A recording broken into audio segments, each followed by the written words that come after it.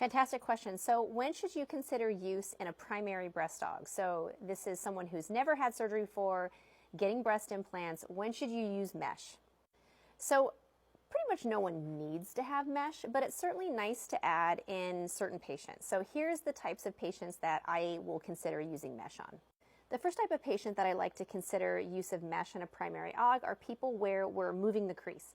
So if your crease is not in quite the right place and we need to put it somewhere different, this created crease is never as strong as a natural crease. And so I like a little bit extra reinforcement, a little extra strength in the area.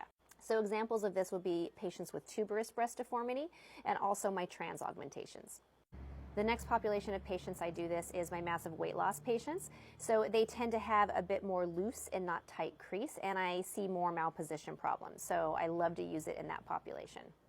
The next population that I'll consider this are patients that want very, very large disproportionate implants. So with big implants come big problems, higher risk of contracture, higher risk of malposition. So if you are going disproportionately large in your augmentation, you can consider using mesh.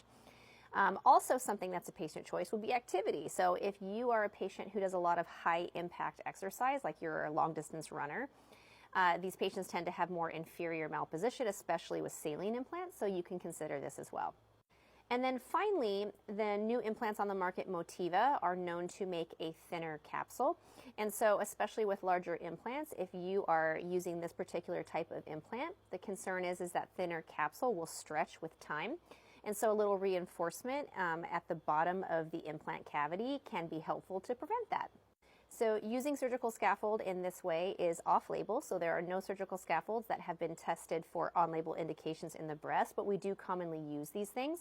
I like the brand Galaflex, that's typically what I use, but different surgeons will use different things. So I love to use this. I find it nice to have that a little bit of insurance policy, but you certainly don't need to. There's many, many patients that have all of the things I just listed that have augmentations with no issues at all. So you certainly don't have to do it. It's just a nice to have.